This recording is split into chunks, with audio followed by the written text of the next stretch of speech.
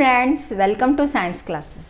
आजच्या व्हिडिओमध्ये आपण जीच्या व्हॅल्यूवरती परिणाम करणारे घटक, आता जी तुम्हाला माहिती आहे small g, that is acceleration due to gravity किंवा ग्रॅव्हिटेशनल ॲक्सेलरेशन, तर ह्या व्हॅल्यूवरती 3 फॅक्टर्स परिणाम करतात. आपण आधी ते फॅक्टर्स बघू, लिहून घेऊ आणि मग एक एक काल्स एक्सप्लेन करू. तर फर्स्ट फॅक्टर, पहिला फॅक्टर जो आहे तो आहे change along the shape of the earth. Change along the shape of the earth. Second, height, म्हणजे ज्याला आपण altitude म्हणू शकतो. Change with height. Change with height.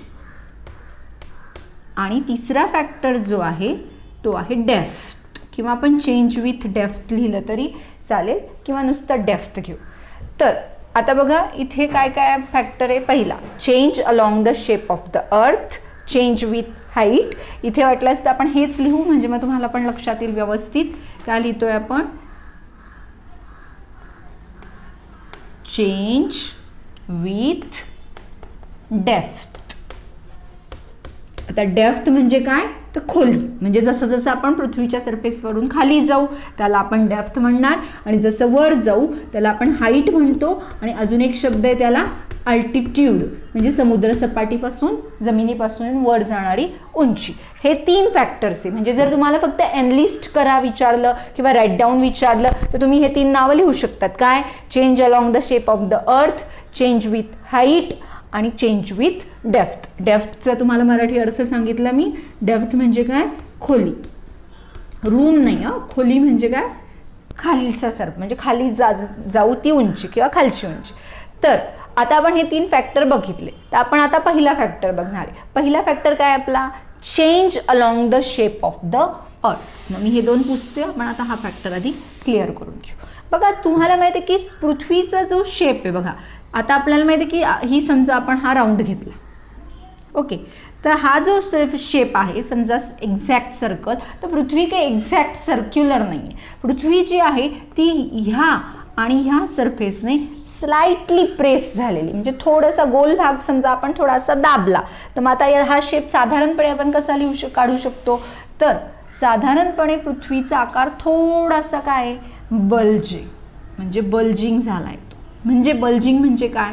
तर हे जे डिस्टन्स आहे, समजा ही पृथ्वीची रेडियस, हा आहे पृथ्वीचा सेंटर, समजा हा सेंटर आहे, तर ही जी रेडियस आहे आणि ही रेडियस आहे, हे जे आहे हे जास्त आणि हे हा जो भाग आहे हा कमी आहे. हे काय आहे? हे पोल्स, म्हणजे काय? ध्रुव. आणि हे काय आहे? इक्वेटर. इक्वेटर म्हणजे काय? तर विषुववृत्त. बघा पोल्स म्हणजे काय सांगितलं मी तुम्हाला? ध्रुव, म्हणजे साऊथ आणि नॉर्थ पोल. आणि इक्वेटर म्हणजे काय सांगितलं मी तुम्हाला? विषुववृत्त.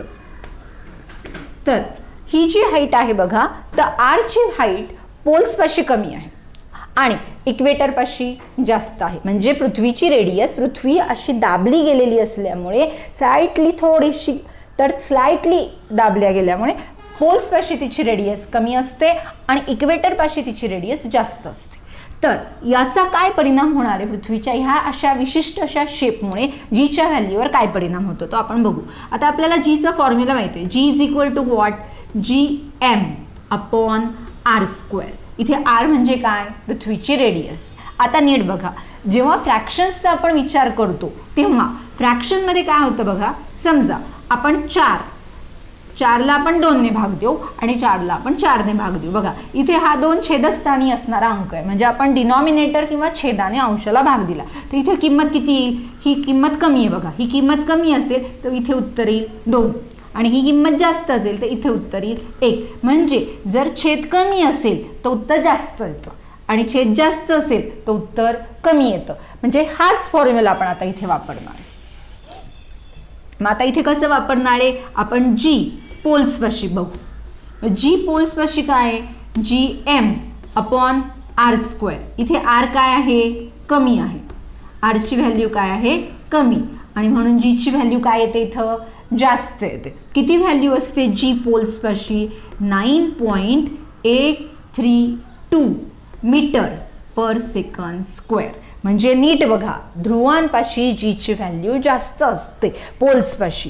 ती किती आहे? 9.832. 83 घेतले तरी चालतात. मग 9.832 मीटर पर सेकंड स्क्वेअर. मग आता जी इक्वेटरला काय होईल? परत आपण इक्वेटरला तेच बघणार आहे. काय? GM upon what? R square. आता इक्वेटरपाशी रेडियस जास्त आहे कारण ती तिकडे भाग फुगलेला आहे, तो फुगीर भाग आहे. मग इथे आर काय येतोय? जास्त. मग ही व्हॅल्यू जास्त आहे. मग ही व्हॅल्यू जास्त आली त्यामुळे काय होतं? इक्वेटरपाशी जीची व्हॅल्यू कमी होऊन जाते. मग इक्वेटरपाशी जीची व्हॅल्यू काय येते? 9.76 मीटर पर सेकंड स्क्वेअर. मग आता आपल्याला ह्या दोन व्हॅल्यू बघा, आपल्याला बुक्समध्ये इथे 7, 8 दिलेले आहे. आपण इथे 8 करून घेऊ. 9.78 मीटर पर सेकंड स्क्वेअर. मग आता तुम्हाला ह्या दोन्ही फरक कळेल. का फरक आहे हा? तर ड्यू टू शेप, म्हणजे शेपमुळे जीच्या व्हॅल्यूमध्ये काय होतो? चेंज होतो. आता हे तुम्हाला लिहायला लागेल. मग लिहिताना कसं लिहिणार तुम्ही? की the value of g change due to specific shape of the earth. इथपर्यंत आलंय. मग पुढे काय लिहिणार आहे? As the earth is slightly bulging near the equator, so the value of G changes from poles to equator. Okay. मग आता हा टॉपिक तसं तुम्ही 2 ओळी आहे त्या पुस्तकामधून घ्या. आता पुढचा टॉपिक जो आहे तुम्हाला हे लिहायचं, स्क्रीनशॉट घेऊ शकता तुम्ही याचा. तर आता मग मी पुढचा टॉपिक घेते. बघा आता इथे आपल्याला मगाशी आपण बघितलं की जीची जी व्हॅल्यू आहे GM अपॉन आर स्क्वेअर, ह्या फॉर्म्युलामध्ये आर ही काय? हा अर्थची रेडियस आहे. आर किती आहे? तर आपल्याला हे लक्षातच ठेवायचं. मी मागे तुम्हाला सांगितलेले मागच्या व्हिडिओजमध्ये की तुम्हाला ही व्हॅल्यू लढणंच पाहिजे. किती व्हॅल्यू आहे ती? 6400 किलोमीटर, 6400 किलोमीटर. मग या व्हॅल्यूमध्ये जर बदल झाला तर आता मगाशी आपण बघितलं की जसा छेद वाढत जातो तशी व्हॅल्यू कमी कमी होत जाते, हे लक्षात घ्या. मग जीची व्हॅल्यू किती आहे? आपण आता जर समजा आपण जीची जी सरासरी व्हॅल्यू आहे ती समजा आपण 9.8 मीटर पर सेकंड स्क्वेअर ही व्हॅल्यू आपण आता फॉर कॅल्क्युलेशन किंवा फॉर रेफरन्स आपण हीच व्हॅल्यू ठेवणार आहोत. तर समजा ही व्हॅल्यू आपण ठेवली तर जीची व्हॅल्यू जसं जसं रेडियस चेंज होत जाईल तशी तशी जीची व्हॅल्यू बदलत जाईल. रेडियस का चेंज होईल? समजा आपण आता फॉर एक्झाम्पल ही अर्थ घेऊ. ओके. आता अर्थचा हा जो आहे हे आहे 6400 किलोमीटर. म्हणजे सध्या जर आपण आता जमिनीवर आहोत सगळेजण, तर आता आपण किती हाईटवर आहे? 6400 किलोमीटर या हाईटवर आहे. समजा या हाईटपासून ह्या ही जी जागा आहे इथे समजा एखादं प्लेन आहे, विमान आहे. तर आता इथे जर विमान असेल तर समजा विमानं साधारणपणे 10 किलोमीटरच्या हाईटवरती उडतात. मग आता 10 किलोमीटर जर झालं तर मग इथे जीची व्हॅल्यू कशी ठरवणार तुम्ही? तर समजा जी घेतला, एम घेतला आणि इथे आर. या फॉर्म्युलामध्ये थोडा कधी कधी बदल करावा लागतो. फॉर्म्युलामध्ये काय बदल करतात? GM आर म्हणजे पृथ्वीची रेडियस, हाईट आणि जी हाईट असेल ती आणि मग त्या ब्रॅकेटचा स्क्वेअर करायचं. आता इथे 6400 आहेत. आपण आता विमानाची हाईट किती घेतली? 10. मग इथे किती लिहिणार? 6410 किलोमीटर. मग आता फारसं ह्या व्हॅल्यूमध्ये काही फारसा फरक पडणार नाही, हे लक्षात घ्या. आपल्याला पेज नंबर 9 वर एक चार्ट दिलेला आहे बघा. त्या चार्टनुसार आता आपण बघू काय काय पॉईंट दिलेले बघा. एक आपण आता ॲव्हरेज व्हॅल्यू चेक करणारे ह्या सगळ्या. ओके. तर मग आता आपण इथे लिहू. एक जी कुठे घेतोय बघा आपण? सरफेसवरती. पहिला आपण कुठे घेतला? सरफेसवरती. किती व्हॅल्यू आहे सरफेसवरती? मग आपण आता सरफेसवरती काढणार कसं? तर GM स्क्वेअर किंवा GM लिहू आपण upon 6400.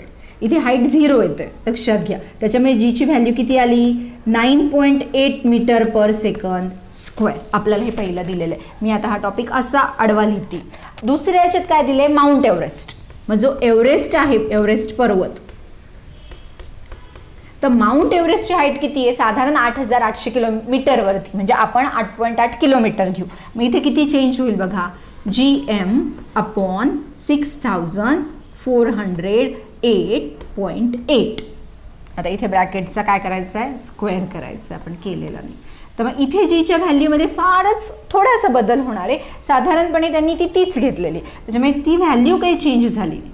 9.8 metre per second square. त्याच्यानंतर आपल्याला दिलेले की मॅनमेड जे बलून्स असतात, हे बलून जास्तीत जास्त किती हाईटवर जातात बघा, 36.6 kilometre. Man-made balloons, man-made balloon किती झाले, तर मग आपण इथे लिहू 6436.6 ब्रॅकेट स्क्वेअर. हे सगळे किलोमीटर्स आहेत, हे लक्षात घ्या. मग जीच्या व्हॅल्यूमध्ये काय बदल झाला बघा, जीची व्हॅल्यू किती आली, 9.77 मीटर पर सेकंद स्क्वेअर. त्याच्यानंतर जे येतात ते वेदर सॅटेलाइट्स असतात बघा. आपल्याला जे वेदर फोरकास्ट असतं, ते जे वेदर सॅटेलाइट्स असतात ते स्पेसिफिक सॅटेलाइट असतात आणि हे साधारणपणे पृथ्वीच्या सरफेसपासून 400 किलोमीटर उंचीपर्यंत हे फिरत असतात किंवा रोटेट करत असतात अर्थभोवती. तर मग इथे आपण किती लिहिणार, आता हे बघा, इथे आपण ह्या फॉर्म्युल्यामध्ये आपली मूळ रेडियस 6400 आहे, त्याच्यात 400 अजून ॲड करायची. मग किती झाले, 6800. त्याचा स्क्वेअरने आपण याला डिव्हाइड करणार. मग किती येते answer, 8.7 metre per second square. हे काय आहेत, वेदर सॅटेलाइट, वेदर सॅटेलाइट. आणि सगळ्यात लास्ट जे आहे ते कम्युनिकेशन सॅटेलाइट. मोबाईल फोन्ससाठी जे सॅटेलाइट वापरले जातात, ज्या रेंजसाठी आपण आहे, तर ते जे सॅटेलाइट आहे ते साधारणपणे बघा 35,700 किलोमीटर. आता हाईट बघा, ऑलरेडी आपल्याकडे किती आहे, 6400 आर प्लस एच किती घेणार आहे आपण, 35,700, 35,700. किती आन्सर येईल, 0 0, 7 + 4 1, 6 + 5 11, 12 4. म्हणजे साधारणपणे 42,100 किलोमीटर होतात. ते किती होतात, 42,100.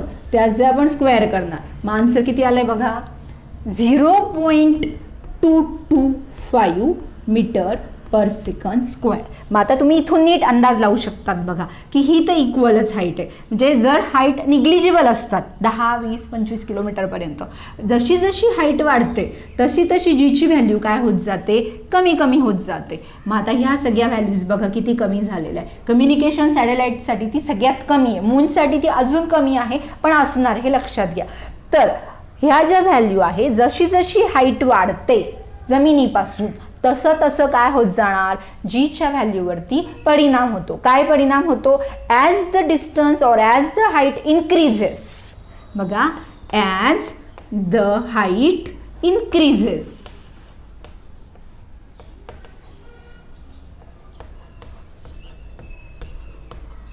Value of g decreases. मग आता सगळ्यांना कळालं असेल की जीच्या व्हॅल्यूवरती याचा काय परिणाम होणार. आता आपण थर्ड टॉपिककडे जातोय. तुम्ही आता बघा, आपण तिसरा पॉइंट आहे चेंज विथ डेप्थ. आता डेप्थ म्हणजे काय ते लक्षात घ्या. आता समजा ही जर अर्थ असेल तर आता डेप्थ म्हणजे आपण अर्थमध्ये, आता हा अर्थचा सेंटर आहे, तर आपण आताच जाणार आहे. आता आपण मगाशी जे फॉर्म्युला तर आपला क्लिअर आहे की G = GM/R². आर किती आहे आपला, तर R = 6400 किलोमीटर. मग आता ह्या फॉर्म्युलानुसार जशी जशी आरची किंमत कमी होत जाईल तशी तशी जीची व्हॅल्यू काय व्हायला पाहिजे, वाढायला पाहिजे. बरोबर, ॲझ्युम करा. तर आता जसं जसं समजा आपण आताच चाललेलो आहे, ही आपण अशी रेडियस, आणि आता आपण आत जातोय, म्हणजे इथे हा आर असेल तर इथे आर मायनस काय असेल ती हाईट समजा एच, तेवढं काहीतरी ते हे आन्सर असणार आहे. तर जसं जसं आपण आत जाऊ तशी तशी फॉर्म्युलानुसार जीची व्हॅल्यू काय होते, डिक्रीज व्हायला पाहिजे, पण तसं होत नाही, हे लक्षात घ्या.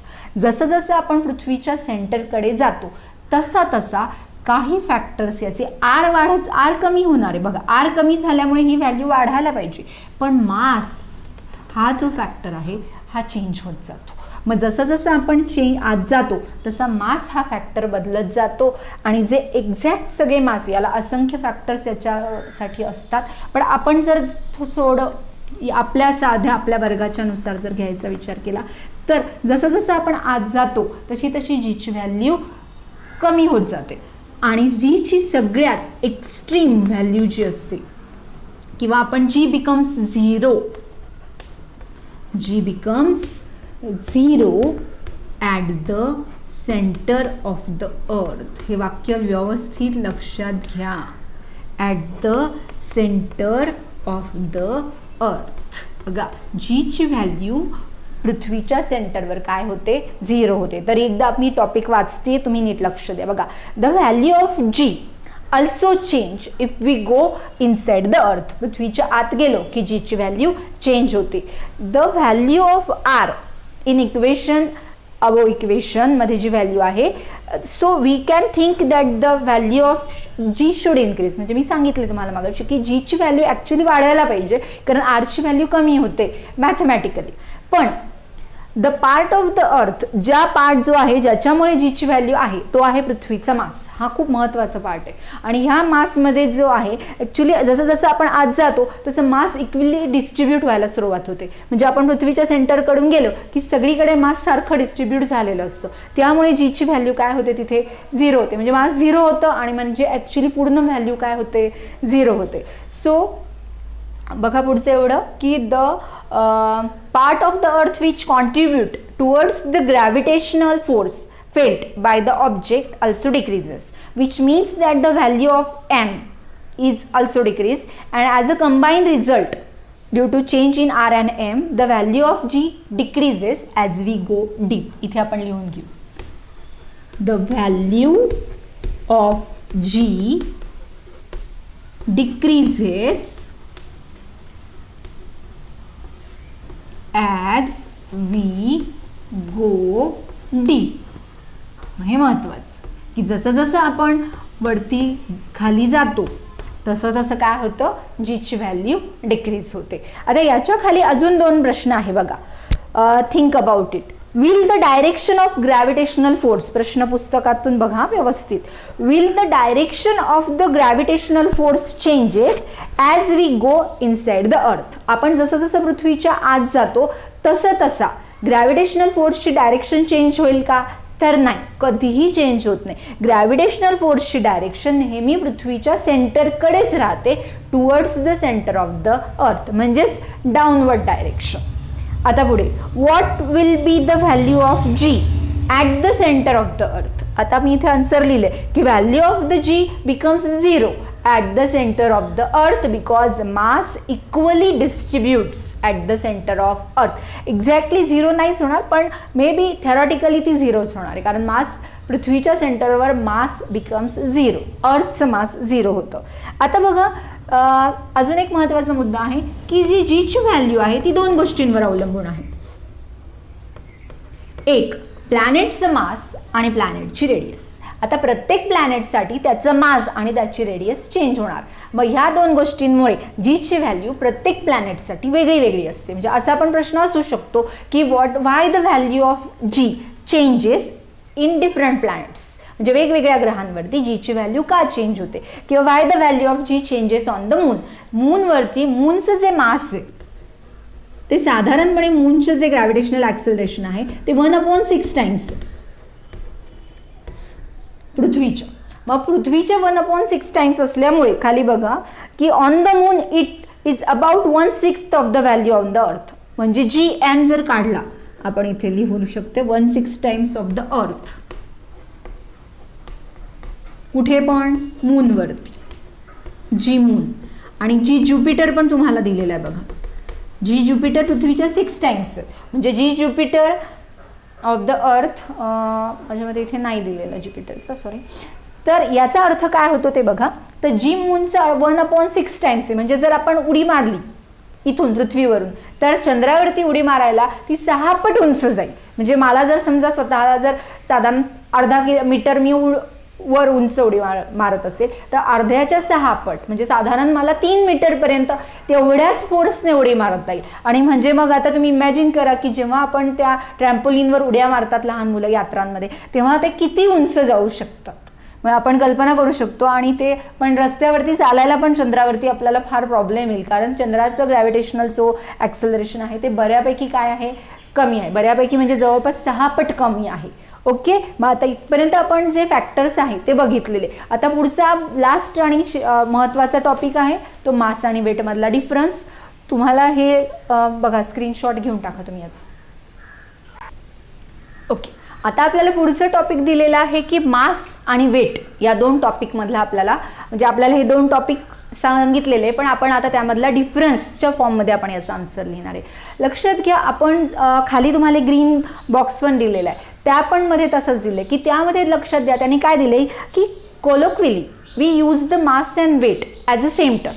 लक्षात घ्या, कोलोक्विली जो शब्द आहे त्याचा अर्थ तुम्ही तिथे लिहा बोली भाषेमध्ये, म्हणजे रोज जे आपण बोलतो त्या बोली भाषेमध्ये ते बोलत असताना आपण मास आणि वेट हे दोन्ही टॉपिक सेम वापरतो. म्हणजे जेव्हा आपण वजन काट्यावर उभं राहतो ते आपलं मास असतं, वजन काटा आपलं मास मोजतो.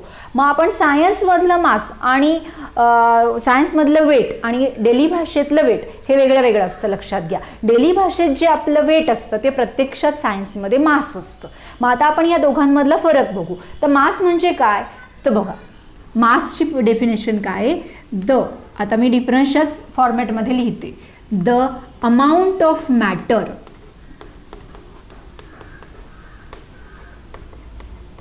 प्रेझेंट इन अन ऑब्जेक्ट, किंवा आपल्याला प्रेझेंट इन द ऑब्जेक्ट असे कंटेंट पण चालू शकते, present in the object.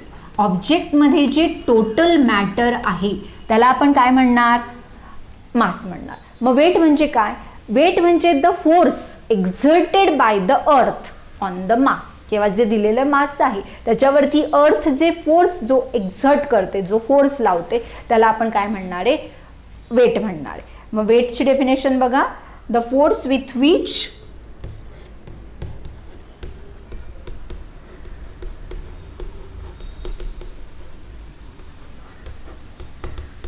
The earth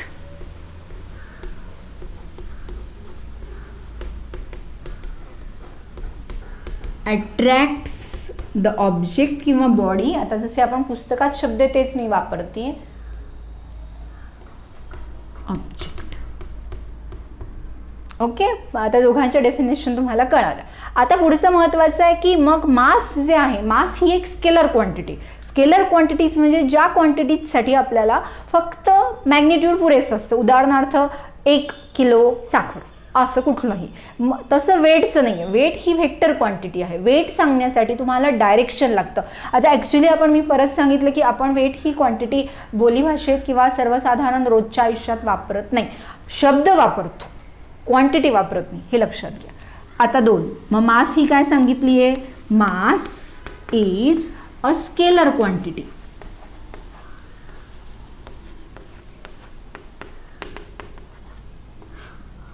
आणि weight is a vector quantity.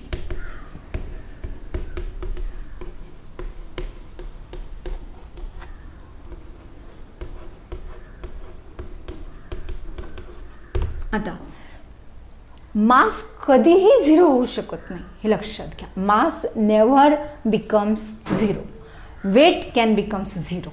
का ते पण बघू आपण, पण आपण पॉइंट लिहून घेऊ. मास never becomes 0.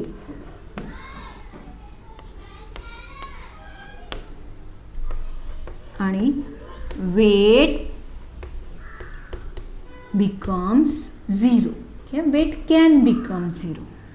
Weight becomes 0 at some places. उदाहरणार्थ जर अर्थच्या सेंटरला आपलं G0 झालं, स्पेसमध्ये Gची व्हॅल्यू 0 झाली, ग्रॅव्हिटेशन नसेल तर वेट 0 होऊ शकतं.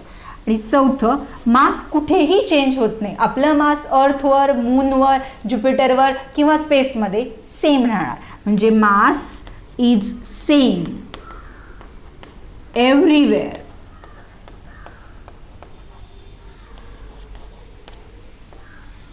Everywhere in the universe. युनिवर्समध्ये मास सेम राहणार. आणि weight changes from place to place.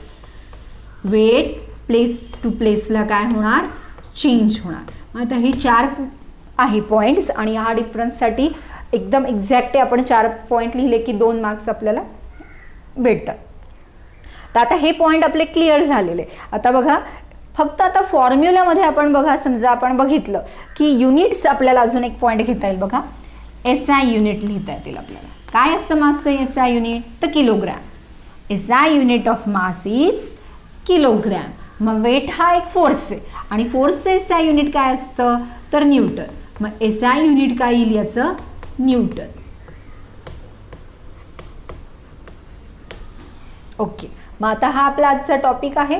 तुम्हाला खाली जो टॉपिक दिलेला आहे की बघा अजून एक वरती दिलेलं होतं की मास हा न्यूटनचा जो सेकंड लॉ आहे किंवा फर्स्ट लॉनुसार आहे, फर्स्ट लॉ ऑफ मोशनमध्ये आपण इनर्शिया बघितलेला असतो. तर मास ही इनर्शिया एक्सप्लेन करणारी क्वांटिटी असते. जेवढा जास्त मास तेवढा जास्त इनर्शिया. इनर्शिया म्हणजे जडत्व. जसं मास वाढेल तसं तसं बॉडीचा इनर्शिया म्हणजे जो रेझिस्टन्स करायची जी प्रॉपर्टी असते ती वाढत वाढत जाते. आणि लास्ट बट नॉट लिस्ट की जे आपल्याला दिलेलं आहे की वेट जे आहे, वेट लक्षात घ्या, वेट म्हणजे फोर्स असल्यामुळे वेटचा फॉर्म्युला आहे मास इंटू ग्रॅव्हिटेशनल ॲक्सेलरेशन. मग आता समजा एखाद्या व्यक्तीचं मास असेल समजा 70 kg, तर त्याचं ॲक्च्युली वेट कसं काढणार तुम्ही, तर इथे मी इथे वरती लिहिते कारण मग तुम्हाला हे पण लिहायला लागेल. तर weight is equal to mass into gravitational acceleration 70 into 9.8. मग किती येईल ते बघा,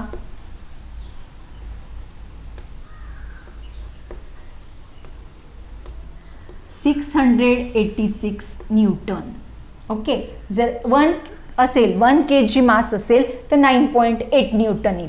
70 kg असेल तर 686.0 न्यूटन आहे. तुम्हाला पुस्तकामध्ये दिले की राजीव नावाच्या मुलाचं मास 75 kg असेल तर त्याचं वेट किती येणार, 735 न्यूटन. पुढे आपले सगळे वेइंग मशीन्स, वाक्य लक्षात घ्या, वेइंग मशीन्स मास मोजतात, वेट मोजत नाही. तराजू काटे असतात ते पण मास बॅलन्स करतात, वेट बॅलन्स करत नाही. आपण बोली भाषेत मास वापरतो, वेट वापरत नाही. पण शब्द काय वापरतो, वेट. तुम्ही याचा स्क्रीनशॉट घेऊन टाका म्हणजे तुम्हाला हा टॉपिक क्लिअर होईल, आन्सर याचा. ओके. तर मग आजचा व्हिडिओ आपण इथे संपवतोय. आपला पेज नंबर 8 आणि 9 आता कंप्लीट झालेला आहे. आता याचा पुढचा पेज नंबर आणि याचे एक्सरसाइज जे आहे हे आपण पुढच्या व्हिडिओमध्ये बघू. ते आपण आता लगेचच अपलोड करू. तोपर्यंत थँक्स फॉर वॉचिंग. अभ्यास करत राहा.